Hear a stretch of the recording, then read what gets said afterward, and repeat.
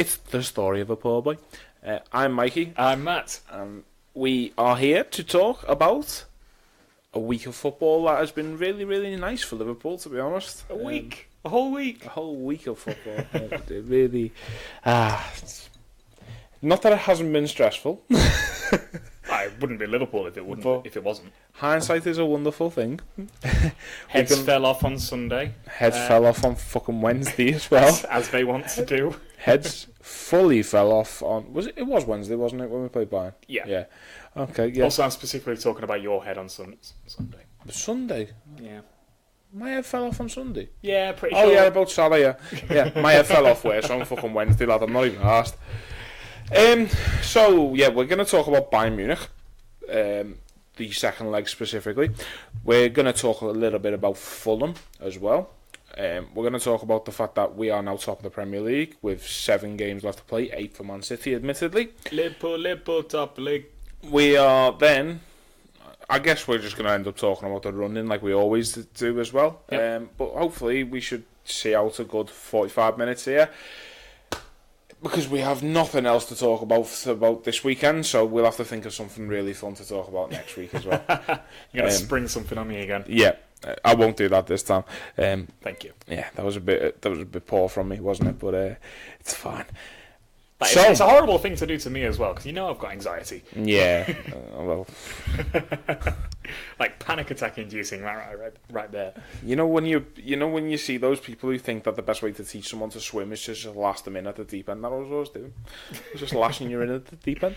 It's fine. Right, so let's journey back a full week. So it's, as we're sat here now, it's 10-9. It's Theresa May's fault. If she'd have been on time, we'd have been recording a bit earlier. I digress. 10-9.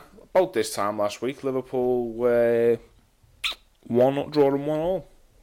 We were a very, very, very tense first half of what we were convinced was going to be a difficult fixture. That in the end turned out to be quite a... I wouldn't say comfortable win for Liverpool, but it turned out to be quite a formality in the end. I think it ended up being comfortable. I don't agree with saying comfortable because I think it takes away from the team a little bit. Yeah, well, no, that's what I was about to say. Like, it was an incredibly good performance, a really, really mature performance from Liverpool away to Bayern Munich in the Champions League. Yeah. It was really, really good to see. Like, scoring 3 goals away at the Allianz Arena. Like, not many teams go and do that. I know Bayern aren't as good as they have been in recent years, but not a lot of teams do that at all. And to limit them to, pretty sure their only shot on target was... Actually, no. They didn't even score with a shot on target. They had one shot on target. They had 1 shot on target. That's 1 shot on target throughout both legs. Like, the first leg, they defended for their lives, trying not to concede. Second leg, they knew they had to score because they fucked up at us and couldn't score, and they still couldn't create anything. They got behind twice, to my memory, both times down Robertson's side.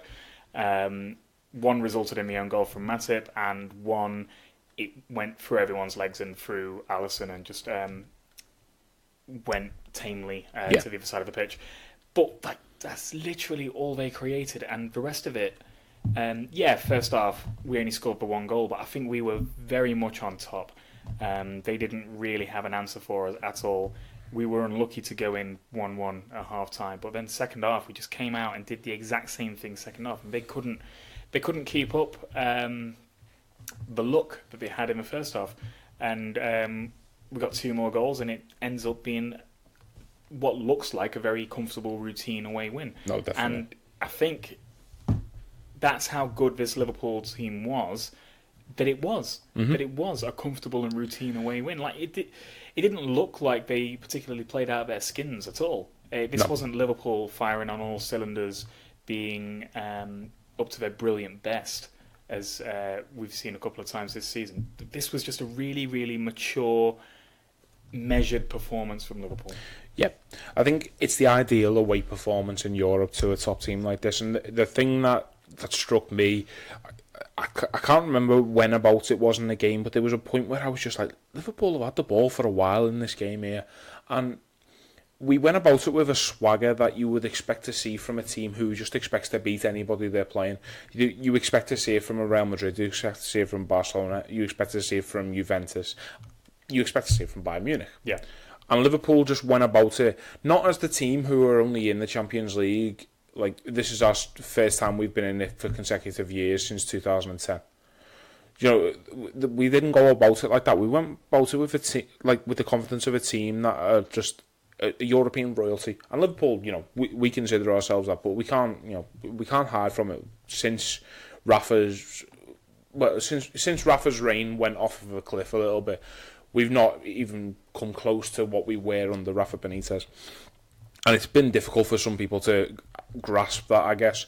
But I mean, I've spoke about it before in this feeling that Jurgen Klopp is getting through to the fans and getting through to the team quite clearly. And it's this invincibility, it's this bastardness in Europe where we just turn up anywhere and we're just like, listen, we're Liverpool Football Club, you're not fucking beating us today. Yeah. We're better than you, and here's how we play the game. You can either match us or we're going through and we're going to leave you behind. And as a result, Bayern Munich couldn't come even close to us. Sadio Mane scores one of the best goals I've ever seen anybody score. It was ridiculous, wasn't it? Absolutely it ridiculous. Really was. We'll get to that.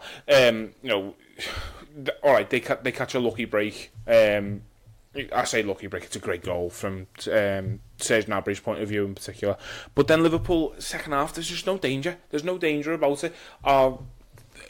Well, I was going to say our captain for the night, he wasn't. There were two other players who were captains before him.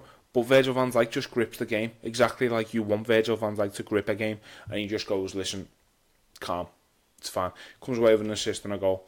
Sadio Mane comes away with 2 goals. It's a perfect European performance. Yeah, it really as was. You said. And it has set Liverpool up very well because if we look at the rest of the English teams, I mean, all right, United have achieved a miracle going through there, but I think it's down to what PSG had on the pitch. You know, no Cavani, no Neymar. PSG were taking the piss a little bit, to be honest. I think they thought that the tie was done and dusted. City were always going through against Schalke. Tottenham have done incredibly well to get past Dortmund, but they've played Dortmund at the right time when Dortmund are kind of regressing. They're at a point where they can't keep up. Yeah. Liverpool Bayern Munich.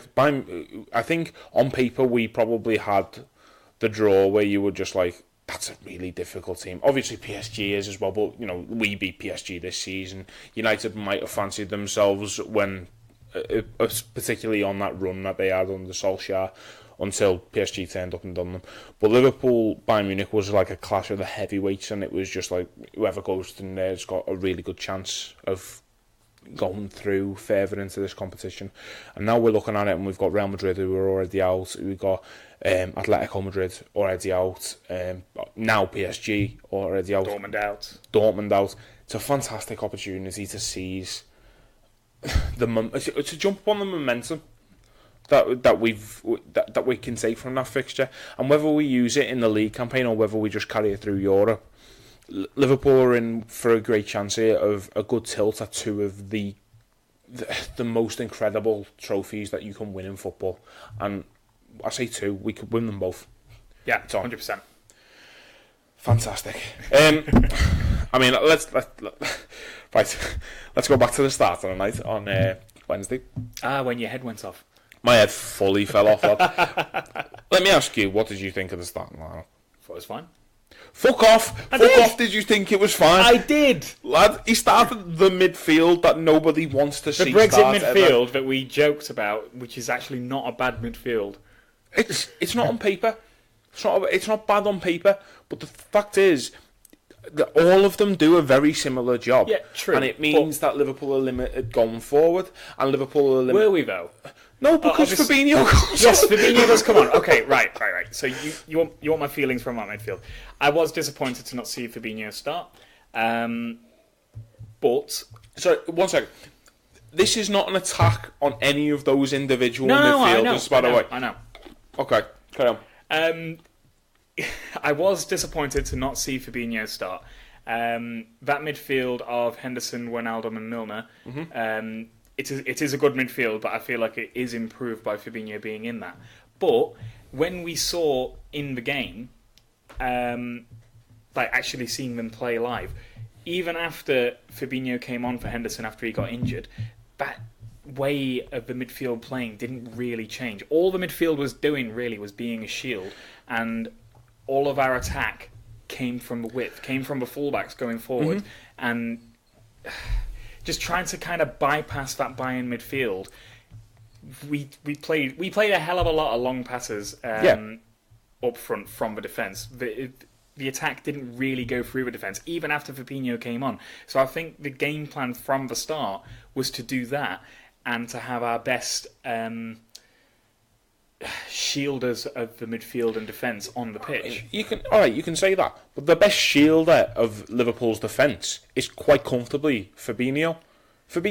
On his own, yeah, but maybe that three work together in ways that Fabinho can't with them. Yeah, Fabinho is very much he'll grab the ball and run forward with it sometimes as well as just being the shield and spraying the balls out.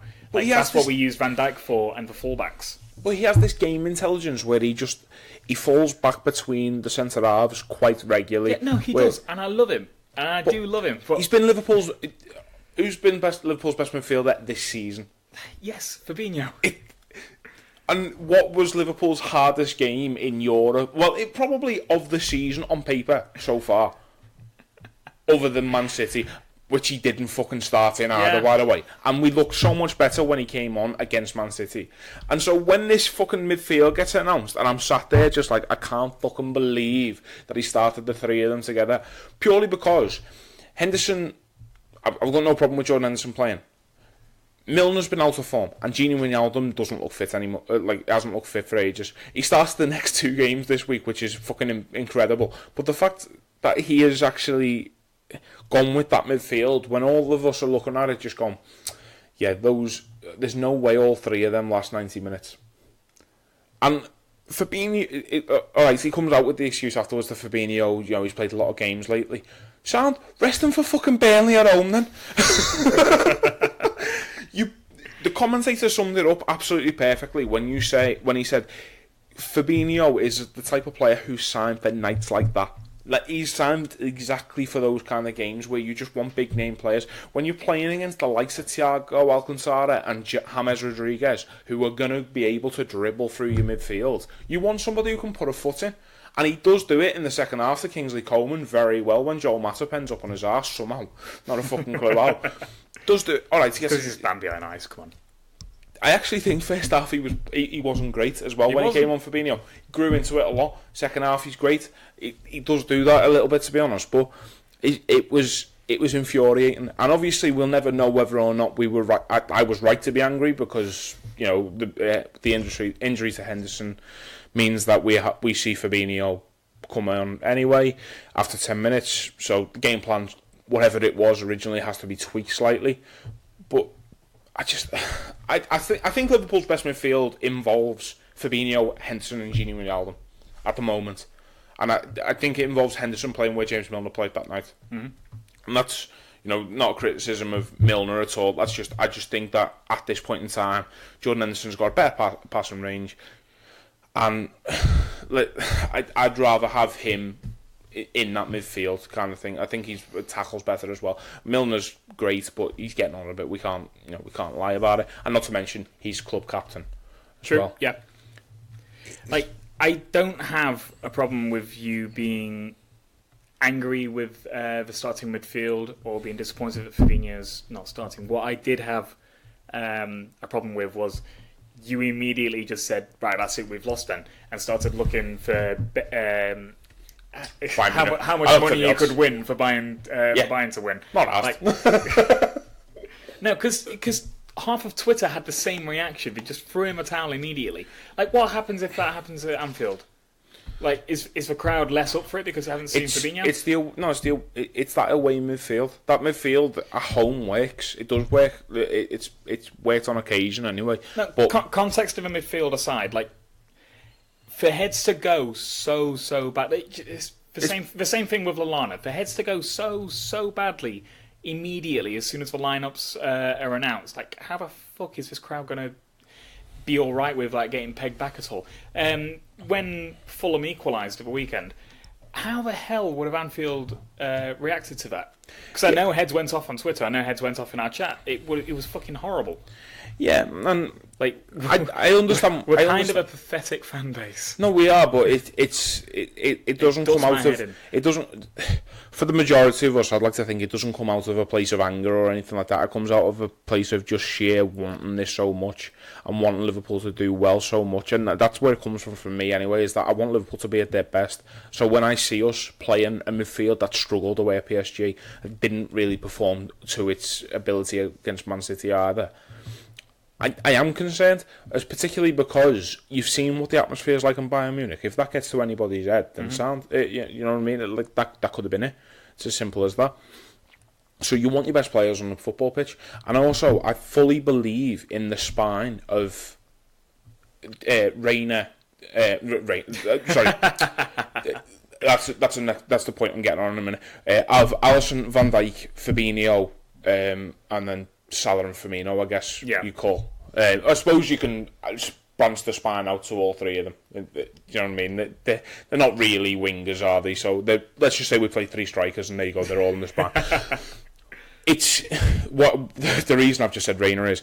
It seems to me that taking out someone like Fabinho would be like the classic spine we had in 2009 of Reina, Carragher, Alonso, Mascherano, Gerrard, Torres. If you just take Xabi Alonso out of that, and we saw exactly what happened the year after when you take Xabi Alonso out of that midfield drops. So if you take your best midfielder out who can do this job, and you replace him with somebody who maybe isn't as good at that job, and I am looking directly at Fabinho and taking out for Jordan Henderson. Jordan Henderson's a great footballer, but he's always been he's never been a holding midfielder. He's always been a box-to-box midfielder who's covering a holding midfielder's role. And you've never seen it more than this season when he's been absolutely fantastic for when he's been moved across. But he's fantastic against Bayern Munich as well. Mm-hmm. But you see Fabinho is just thriving in there. But you notice a drop off when your best players go missing out of it. So I think it's a valid concern, and I do understand exactly what you're saying in the fact that heads were going. Admittedly, I never was going to put money on Bayern Munich. It was just a kind of joke thing. No, I know, but half of the Liverpool fan base that live on Twitter, they were doing that. Yeah, and it really frustrates me. It's one of those things. People see money as a way of making your playing feel a bit better, and that's where gambling problems come from. Yeah, it is. It is. No, listen.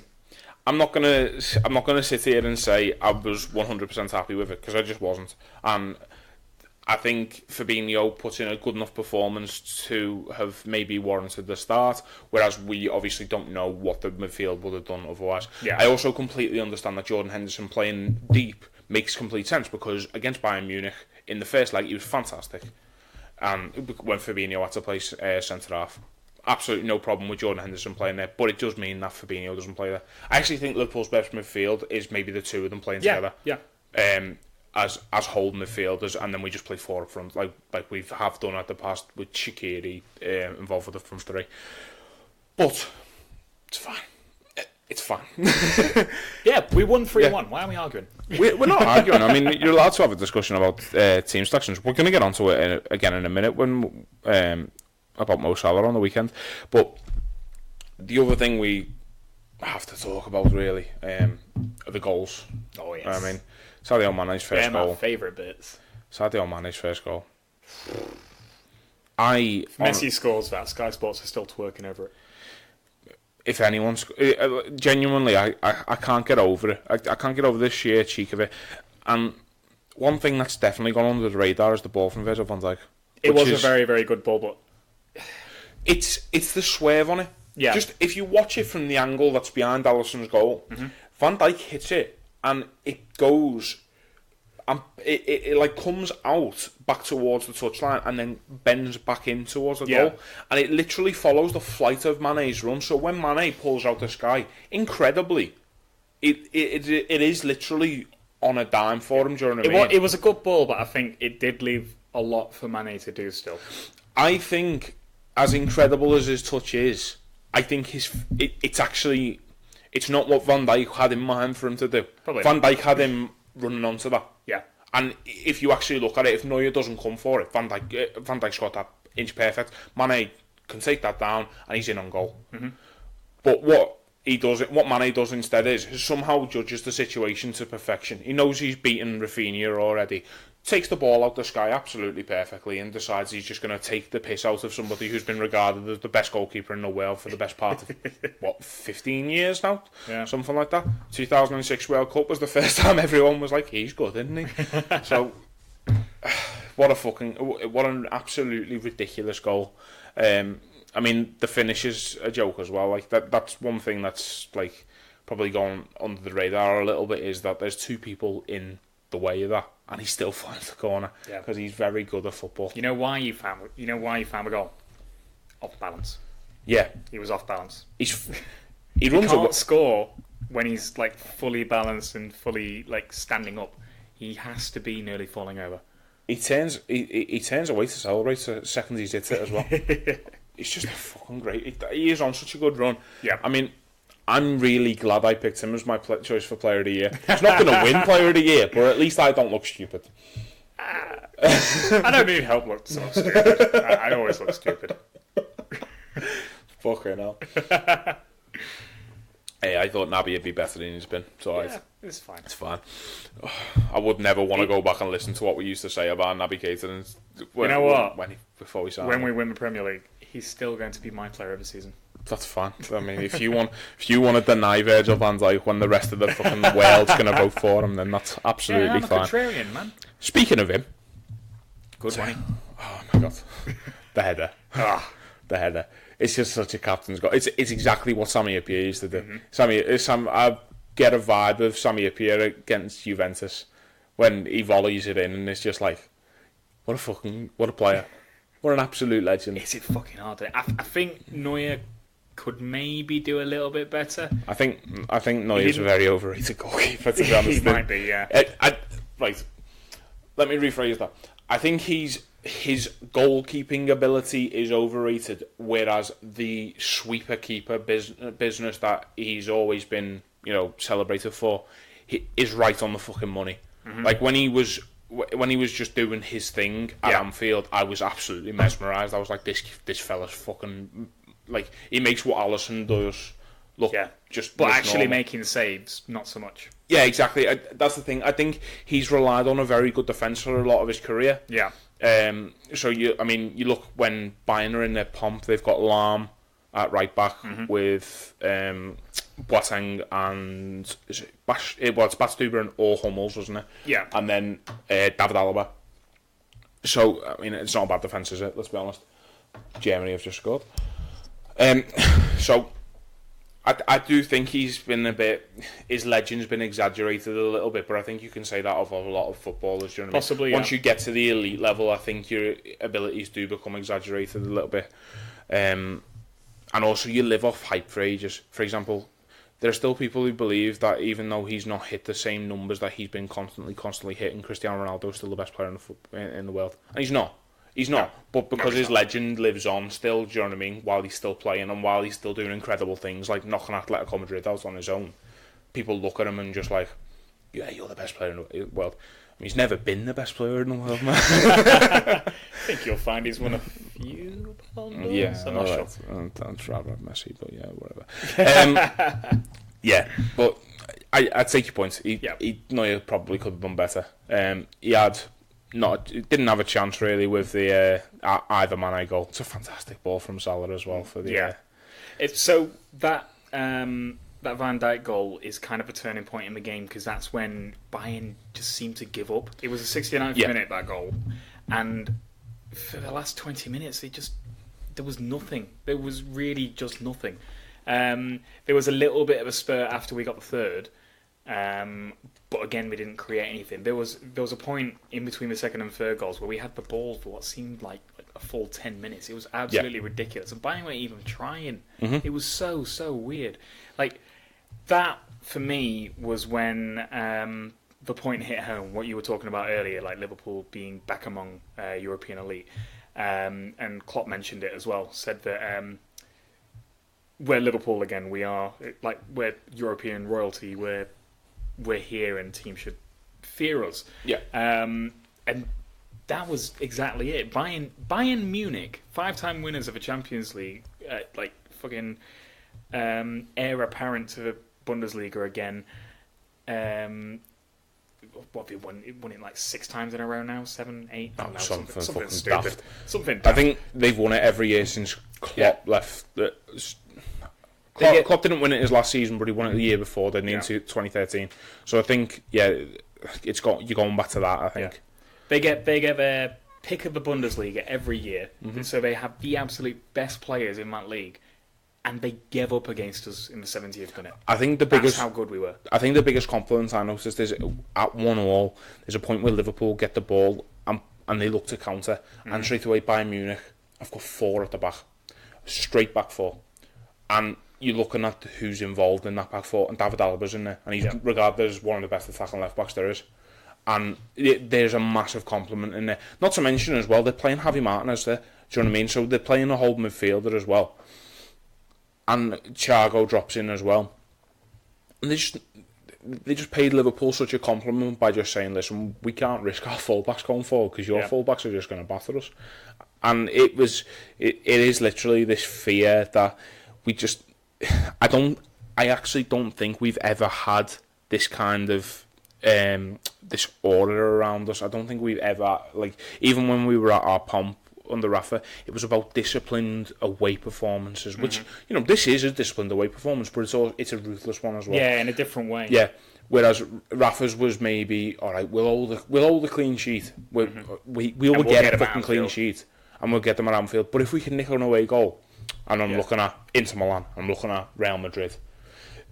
Yeah, this Liverpool team is dangerous no matter what. This is a Bayern Munich team that came to Anfield and defended for their lives, didn't even attempt a shot on target just to try and keep us out because they thought that maybe, just maybe, they might be able to score more than us at the Allianz. Yeah, that's insane that they would sacrifice getting an away goal in the Champions League just to try and keep us at a stalemate for 90 minutes longer. Yeah, no, definitely, and I think it goes back to that rumour. I think me and you spoke about it after the home game. It's the myth that a 0-0 draw away is a good result. It's dead not. It's in the first leg. United had it. Was it last season or with Sevilla? Yeah, and where they go away saying, but it's 0-0. Not a good result. Me and you both said that's not a good result. All Sevilla need is a goal, and United need 2. And lo and behold, what happens? Yeah. Sevilla take them apart at Old Trafford, and it does just. I think that kind of opinion. I mean, if Liverpool are going to benefit from it, don't keep it the way it is. I don't fucking care. But that opinion at some point is going to shift, and people are going to start noticing that's not a good result because it's puts pressure.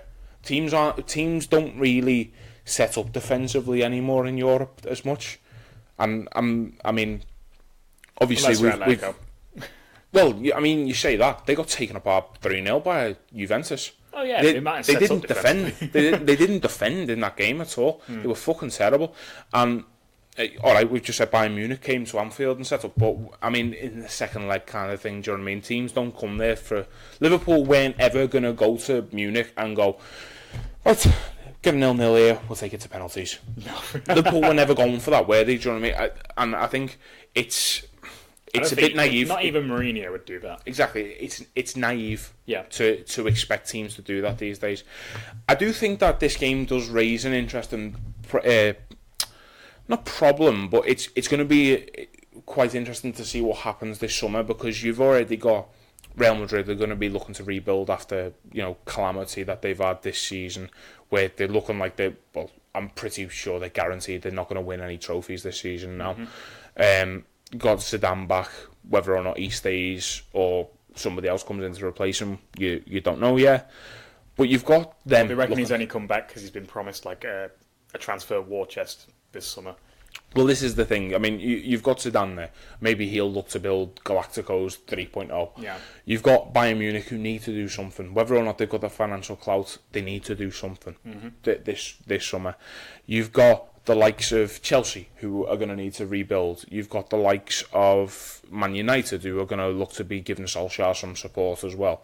And then you look at Italy. Juventus apparently is sitting there looking at Mbappe for some reason. That'll mean PSG needs to get involved as well. So what we're basically saying here is... there's a lot of movement's going to happen this season. A lot of movement, but a lot of movement amongst the top clubs. So anyone that Liverpool are interested in this season has to be someone that all of those clubs would also agree would make them better. So it's going to be very interesting. For example, we all seem to have this opinion that Timo Werner would be perfect, and if Liverpool want him, it's done. Whereas I think Bayern Munich probably think the same. I think Real Madrid probably think very much the same as well. Do you know what I mean? And there are going to be a lot of players this year Liverpool have their eye on. I mean, it's in the papers today, Pablo Dybala. I mean, that's beyond wildest fantasies probably. He's probably going to cost 130 million for whoever wants him. Liverpool aren't paying that for anyone this summer, I don't think. I mean, if we do, great. But but I just don't see us doing it. But it is just going to be interesting because obviously there are gaps in the squad that are going to need filling when you see the likes of Moreno leaving, the likes of Sturridge running out of contract. I'm pretty sure Milner's got another year on it, but on his contract. But there are going to be gaps opening up, and it'd be interesting to see who fills them for Liverpool and whether Liverpool just rely on the youth system coming through, whether he is willing to do that. Well, time will tell. There's a lot of time before that. Yeah, though. So let's talk about the third goal. No, that's fine. It's just an interesting thing, isn't it? When Bayern Munich just like go out with a whimper like this, that you have to consider teams are going to be looking to develop, aren't they, this summer? Yeah. So it's a good case to look at, like whether or not we have to consider what we're going to be competing against this year. We do. Third goal, yeah. I mean, the third goal actually sets us up quite nicely for a conversation about this weekend, the Fulham game. Yeah. But because it is brilliant from Salah. It is brilliant from Salah. What I think we should do then is I think we should talk about Porto first. Okay. Then we'll come back and talk about the Salah goal. Sure. And then that way we can feed straight into the Fulham game. Cool. Make sense? Yep. Okay. So, are you happy with Porto? Yeah. Yeah. It's the best draw we could have got. It's for Dream Draw. The Dream Draw. There you go. The Dream Draw. I wish I had a draw. The jawline would be the really nice. Draw. I'm going to have one day. I'm going to keep losing weight. I'm going to have a jawline again, and an actual chin and a neck instead of like 4 more chins. It's going to be great. Concentrate. So yeah, Porto. Porto are home first leg, away second. I mean, I think it's neither here nor there really. We did the business against Bayern having the home leg first. I know a lot of people like the home leg second, but it was a dead rubber last time we played Porto. We did the business against City with a home leg first. Roma as well. So I don't think it's that important anymore. When you have your home leg, I think, especially with this Liverpool team, because we can, again, it's different to go away, get a clean sheet, come back, do it at Anfield. No, definitely. I do think that scenario works a bit differently with Liverpool because I always prefer the second leg at Anfield purely because of the mythos around it. So previously, you're looking at the Chelsea semi-finals, really, aren't we? Let's be honest. So for us fans, it's great, but in the grand scheme of things, I don't really think it matters. But again, it's a dream draw. Obviously, shut up. Dream draw. Obviously, we're a different Liverpool team than the one last season. We're better. This Porto team, I'm reliably informed, are a different Porto team than last season. Yes, I believe so. They're not going to lose 5-0 at home again. Well, we don't think so anyway. No. I mean, I've heard the same thing as well, but weren't Porto unbeaten in like 18 or 19 home games last season, like before we beat them? True. It was more than, I think it was more than that, to be honest. I think they were unbeaten for a long time at home before we got there. But they have made it further into the Champions League this season. One round further. Yeah. We got them. They won their group. Who did they have? I don't know. They were in the Besiktas group, weren't they? They were in the weird group, weren't they? They were in the weird group. that no one was really too asked about. But they won the group. They beat Roma. They obviously deserved to be in the Champions League quarterfinals. But again, they were the team that everyone wanted. I would say them and possibly Spurs. I know they've just knocked out Dortmund, and they are a good Dortmund side, but like we've seen their league form fall off an absolute cliff. I think they got 1 point in the last month, and like 2 losses against Burnley and Southampton. Like, it's just stupid. I think those two were the teams that I know I was wanting, to be honest. Ajax kind of screamed of a dark horse to me, and I kind of wanted to avoid at all costs. I know Amsterdam away would have been a great trip for all the guys, but I don't know. No, I know what you mean. I do probably agree that at this point in time, I mean, Porto is definitely the most comfortable draw on paper. Now, you can't go into any fixture thinking it's already won, and Jurgen Klopp won't let that happen for a minute. No, of course not. But we can. But we can. Yeah, no, I mean, it's just one of those where it's professionalism at the end of the day. If Liverpool go about it the same way they did last year, then Liverpool will probably go through in this quarter final. But we can't for 1 minute think it's done. It's done and dusted. Because that's when we get you. Exactly, and we've, I can't say I know much about the Porto team, to be honest. I watched a bit of the Roma game when it went to extra time. It was, it was interesting, I guess. I wanted Roma to go through. They didn't. One of them. But no, I'm you can't be displeased with that draw. I do agree. Ajax have got a sneaky chance this year because they're at a point where the team that's still there is really good and only just getting noticed for how good it is as a collective, rather than the individual shining. So, for example, everyone knows how good Matthijs de Ligt is and how good Frenkie de Jong is. But now we're seeing Dusan Tadic play to a level he never reached anywhere near at Southampton. Ziyech was incredible on the weekend. Not on the weekend, against Real Madrid. So, yeah, I do agree. Porto was the best draw we could have got. Other than maybe, United or City, but I'm glad we've avoided them. Is the main thing. I'm disappointed City didn't get United or Barcelona. They definitely got the second easiest draw. And they have the nerve to call us lucky. Like the state of their cup draws, like their cup runs this season, and their group, and then playing Schalke. It's just fucking. They do play Tottenham 3 times in 4 fixtures. They do, which can have a bearing on. Each game feels different then, and you become very familiar with each other. And the league game is the last of the 3, which is probably the best way for us to.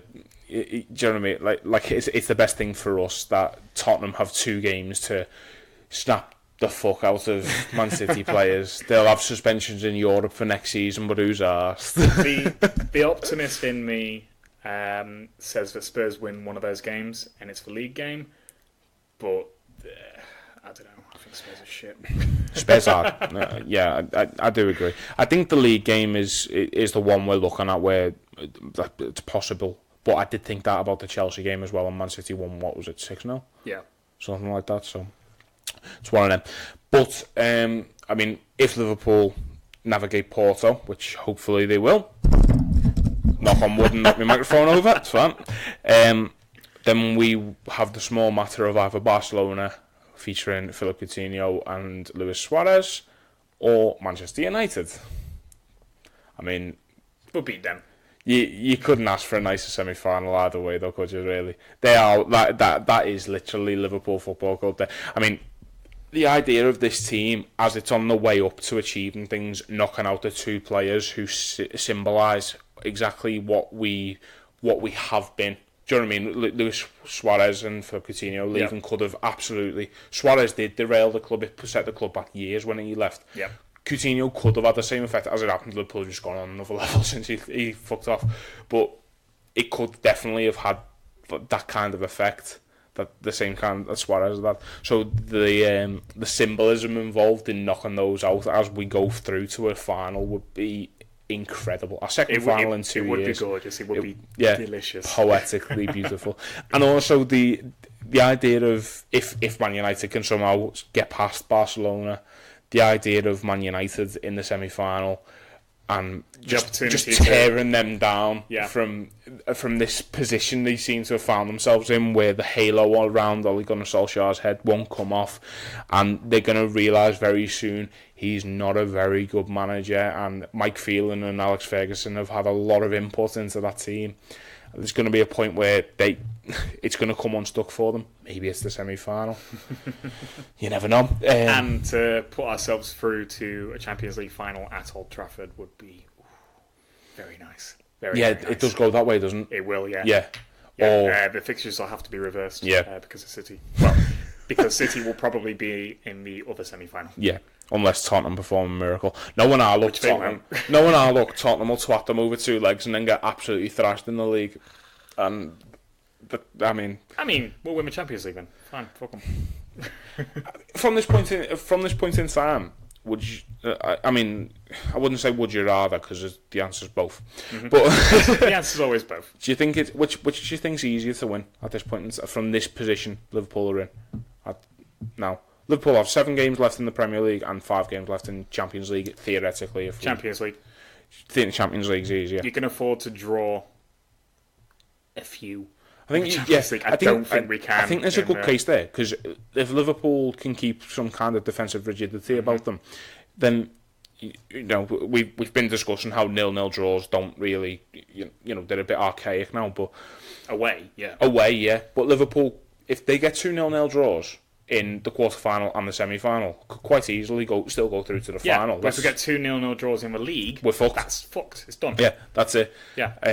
So it's easier to win the Champions League from this point. Which is fucking mad. Well, like once you're in, I think I said last season, once you're in the semi-finals, you've got to think about winning it. Once you're in the quarter-finals, you've got to think that you've got a good chance. Liverpool are amongst the best 6 teams in Europe, quite comfortably at this point in time. I was going to say best 4, but I wouldn't say we'll see when we get to the semis. We'll see, won't we? But that's it. But I'd say there aren't 5. Are there 5 teams better than Liverpool in Europe at the moment? So looking at league tables, you're probably looking at City. City aren't anymore, I suppose. But if you're being honest, it's probably City, Barcelona, Juventus, and maybe PSG. Maybe PSG, and even they're out. So we've proved Bayern aren't better. Real Madrid aren't better. They need massive overhaul this year. So Riley's back. Yeah, I don't think there are many. There are that many. We're definitely in the top 6. Yeah. So, yeah, I think at this point in time, when you're as good as Liverpool are, you have to consider that you are one of the favourites for this tournament, and we should go in with that kind of attitude. I think we're 3rd favourite or something like that, maybe 4th. No, 4th favourite, because I think it's City, then Juve. No, City, Barca, Juve, Liverpool. Fair enough. That's the order. We never know. But yeah, let's get past Porto first before we start talking about winning the thing. Game at a time in the usual Jurgen Klopp manner. So let's rewind a little bit. Mo Salah's 3rd. Liverpool's 3rd. Beautiful assist from Mo Salah. So good. To get the weight of the ball on the outside of his foot. Yeah. So good. And just puts it on a plate for Mane. Can I just say though, he doesn't shoot. He doesn't pass that in that scenario if he hadn't have tried to take on the entire Bayern defence when he should go down for a penalty and gets fouled. But he still tries to take the shot and then it just ends up rolling to Neuer. Yeah. He's got the easy square onto Sadio Mane. And if he takes that option instead, then I don't think he'd have passed for the 3rd goal if he passes for that opportunity, if that makes sense.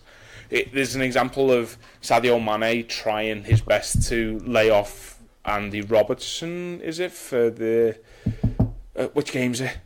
Which game was it recently? Burnley, yeah. Where he misses from 3 yards. Yep. Mane hits the bar from 3 yards and he takes it off of Robertson's foot. Yep. So he then decides that he has to give it to Robertson next time. And I think there's a bit of that in that, because it's not the obvious ball. Salah's ball it's phenomenal, but it's not the obvious pass to dink it on the outside of your foot over the defence.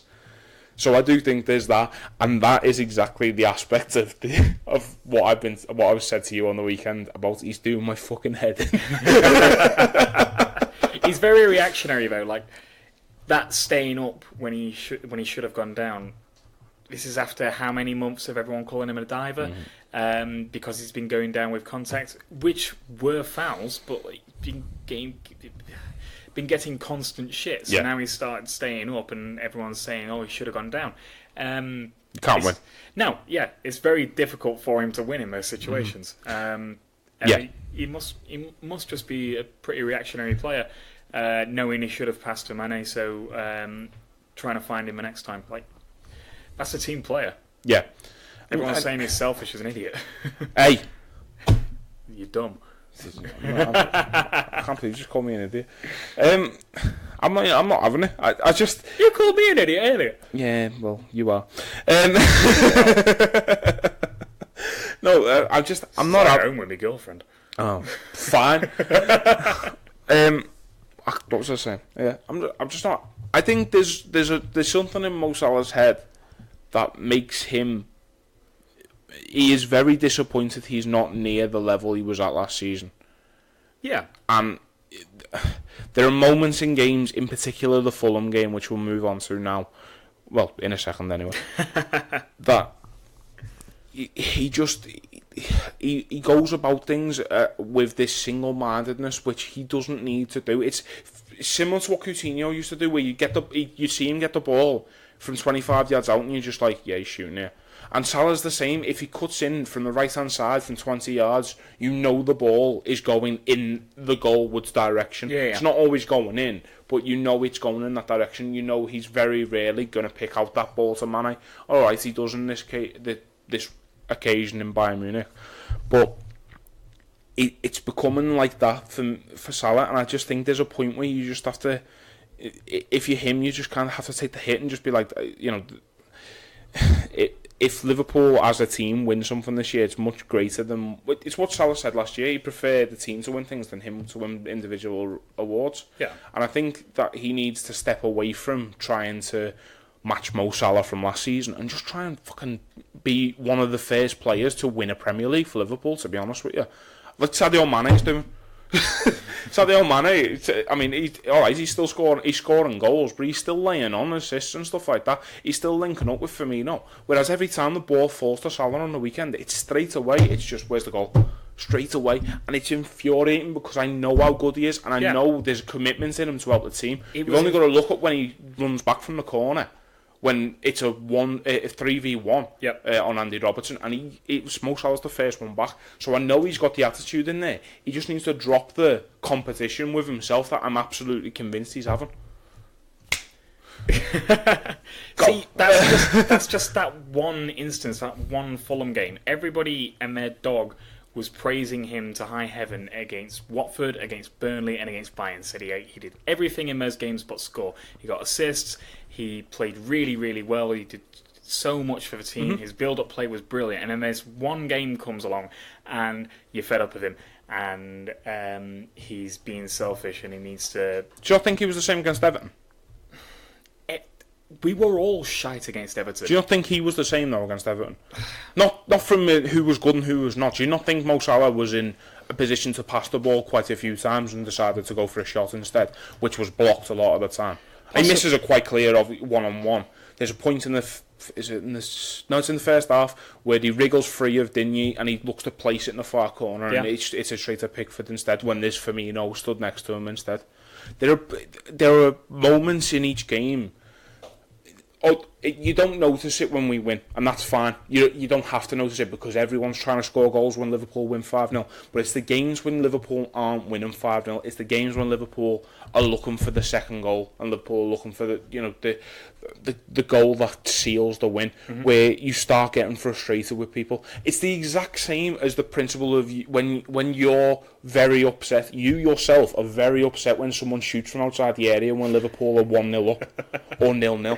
It's the exact same principle because there are better options and Liverpool need the goals more than Mo Salah needs the fucking goals. No, do you know what I mean? It's getting in the team mentality, and that's the reason I'm pissed off of him, is because I know he's a better, more intelligent footballer than that. He doesn't need to be trying to thrash shots into the top corner because I love Mo Salah regardless of what he does this season. If Mo Salah scores 1 goal next season, I don't give a flying fuck as long as he's involved in football, in the play. I've always said I will never hate anybody who gives 100% for Liverpool Football Club. That's why I still love Jordan Henderson to this day. It's why I never fucking took to Stuart down, and it's why I grew to love Joe Allen. Do you know what I mean? As long as people give 100%, I don't give a flying fuck. And Mo Salah just feels like if he's playing for him, partly for himself, obviously not fully for himself, there's still, individual performances, and there's match ratings from me where I'm saying his work ethic's fantastic, he's helping the team, but it's very easy to lose sight of these moments of individuality when we are beating Watford 5-0 and we're beating Burnley 3. What score did we beat Burnley? 4-2. It's very easy to lose sight of these individual moments because no one's asked. No one's asked when you're banging in goals. It's like when Dejan Lovren hits a shot when you're fucking 5-0 up. When Dejan Lovren hits a shot from 30 yards, who the fuck cares? When Dejan Lovren does it in the FA Cup semi-final at Wembley, when it's in the 93rd minute and you need a goal, then everybody fumes. And it is literally down to the circumstance. There is a difference with that though. Like, one is Dejan Lovren and one is Mohamed Salah. Okay, one is Mohamed Salah, who scored a stupid amount of goals last season, and from the start of this season was playing as like a striker. He was playing through the middle. He is the main goal threat. I know Mane is getting an awful lot of goals now, but Salah is still top scorer for us. No, that's fine. He's what everything goes through. Yeah. And that's fine, and I completely understand that. And Lovren's probably a bad example, you are right. But one example that will always stick out in my mind then is Steven Gerrard, Chelsea game, 13-14. Steven Gerrard, legendary slip in that game. It's become infamous now. And what Steven Gerrard does for the rest of that game is just bombard the Chelsea goal. Where every time he gets the ball within 30 yards, he tries to make up for his mistake. And what happens in that game is Liverpool lose because Steven Gerrard, rather than taking the smart option, decides that it has to be him who fixes it. And Mo Salah doesn't need to be that player.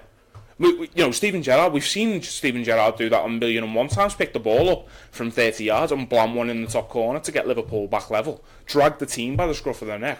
But it doesn't mean he needed to be him. And that season in particular, when Liverpool were incredible and free-flowing, it just completely destroyed us, and it just let Chelsea have the easiest game ever, and in the end they go and score in the 93rd minute, completely kill us off, and it deflates us for the rest of the season. And that's exactly that kind of I have to do this kind of thing. I have to, I've done it before, so I should do it again, is exactly what I think is happening with Mo Salah. And I just don't want it to happen to him because I think in this team, he does't need to be that fella. Does that make sense? Yeah, no, it does make sense. It does. Yeah, okay. Sound. Okay. Man of the Massacres, Bayern Munich. Had to be Sadio Mane. Yeah, just for his best goal ever. I'm gonna go with Fabinho to be controversial, just because. No, it's fine. I'm going with Virgil van Dijk. Just to justify your bloody midfield outrage. It's fine. I'm going with Virgil van Dijk. I love him to bits. The Fulham game, I suppose we should talk about it briefly. It is nervy, it is tense, all the way through, purely because it's only the 1-goal lead. Yep. Fulham inevitably score. Inevitably, it's Ryan Babel. He looks absolutely devastated to have scored. He does not want to score that goal, does he? So, me and you've spoken about it already. Who's to blame for their goal?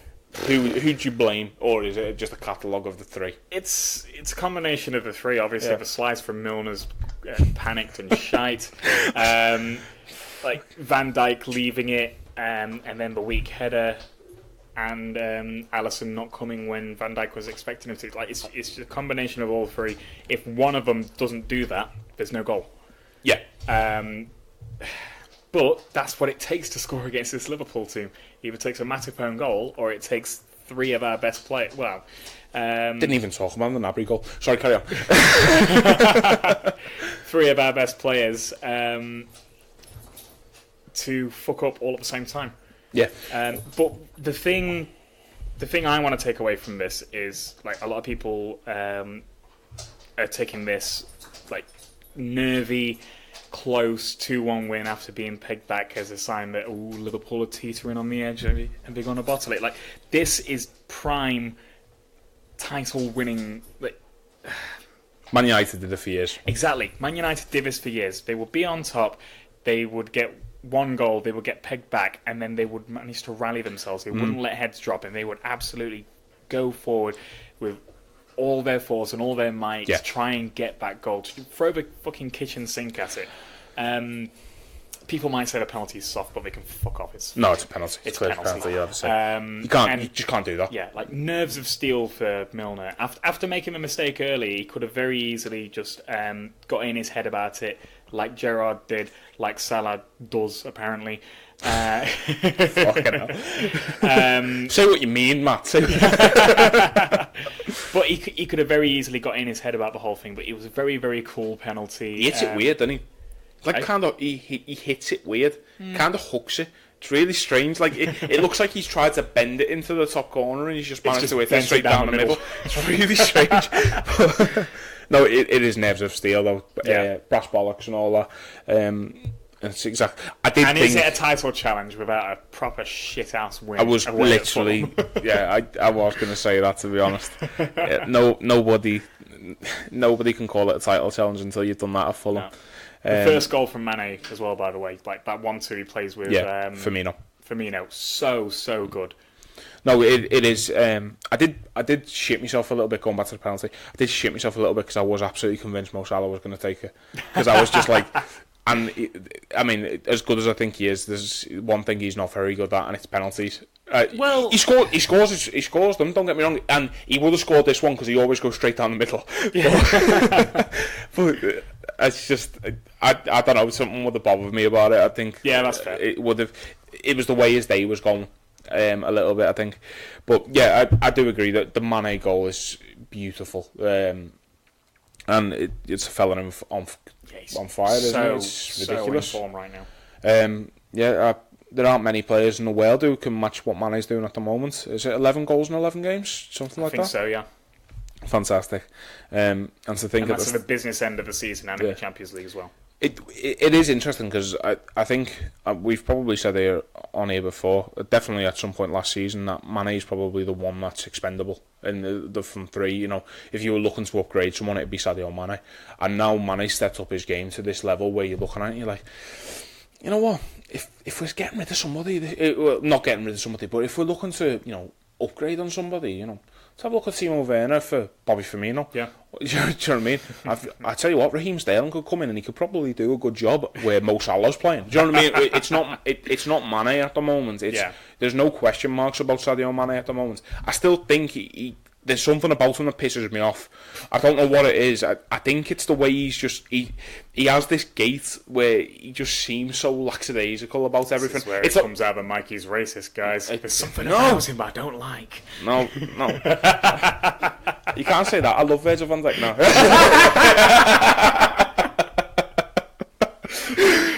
I'm not racist. I voted Remain. Yeah, exactly. I've got loads of black friends. Stop it.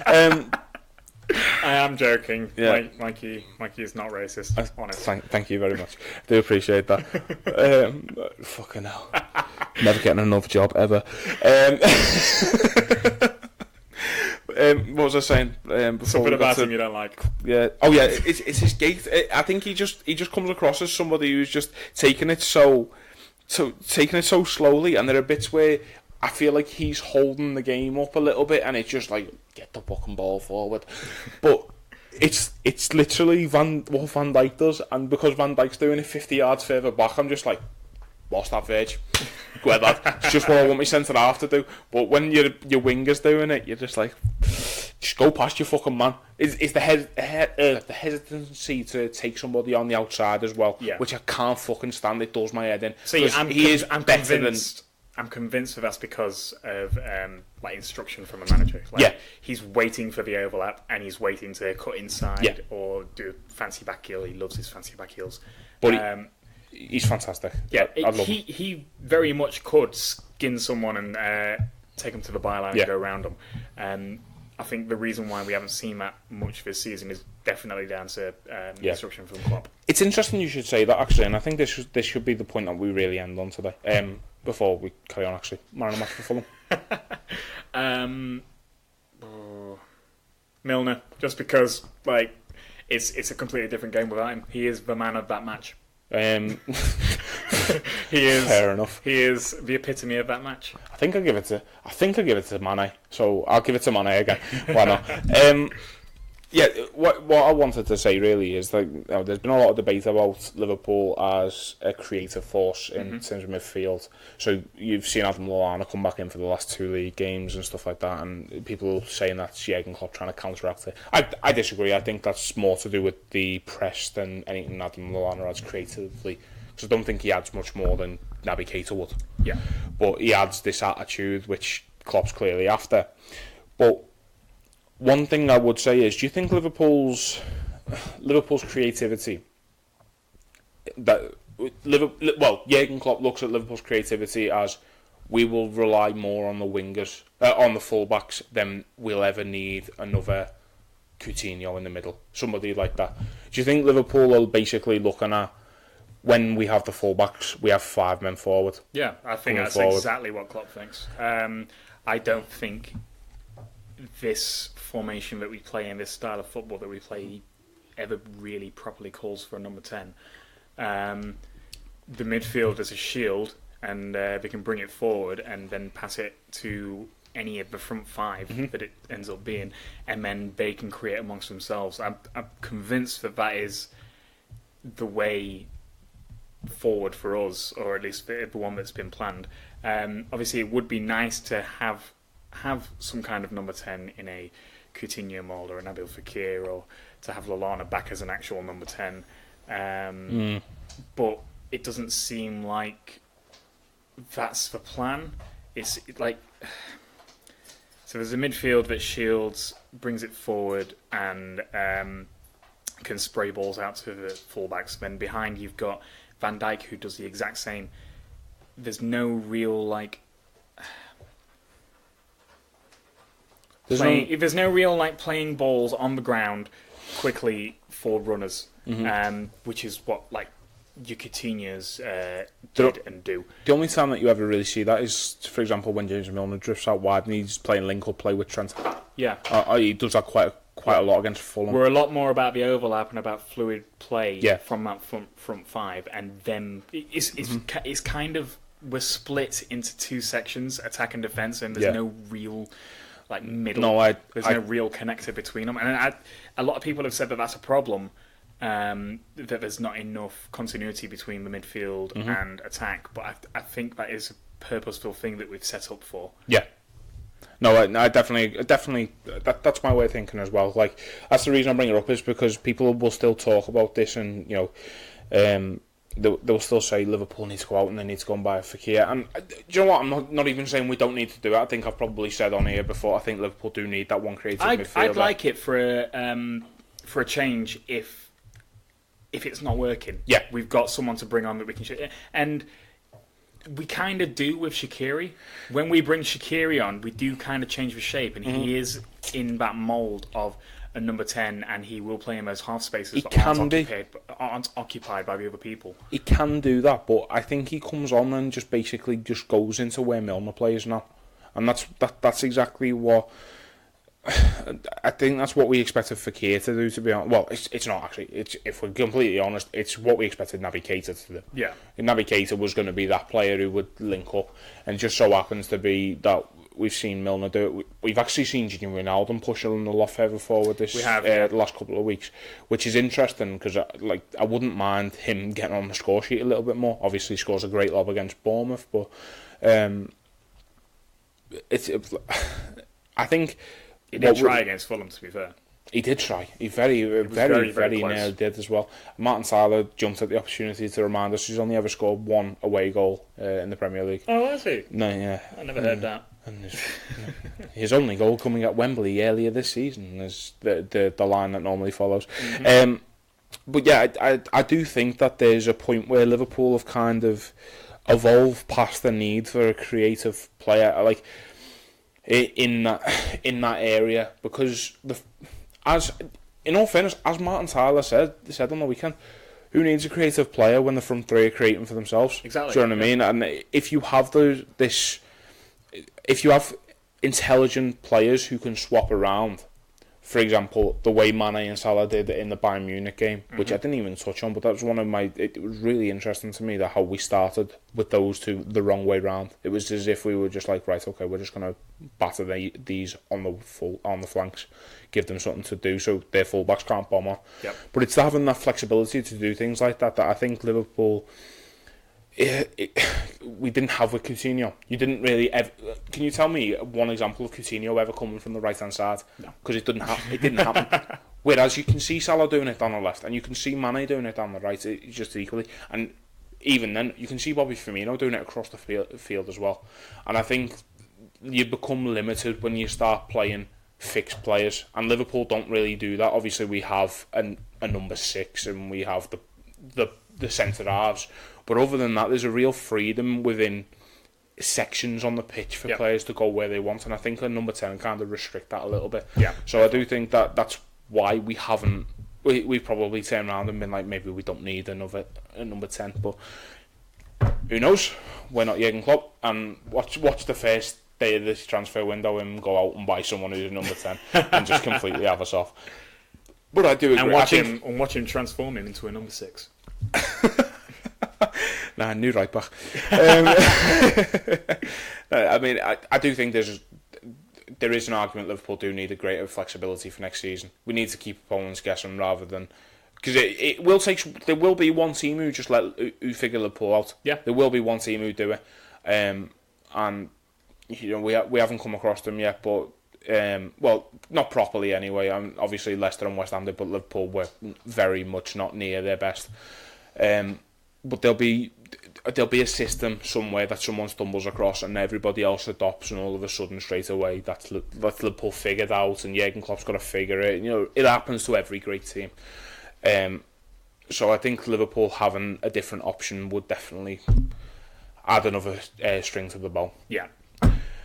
Right, okay, so we're top of the league. We're through to the quarterfinals. Me and you have had a lovely chat, a lovely argument. It's been great.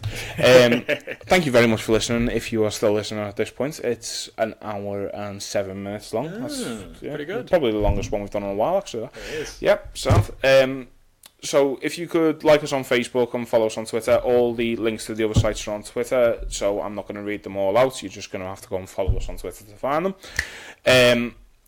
Once again, Twitter is the initials of the podcast.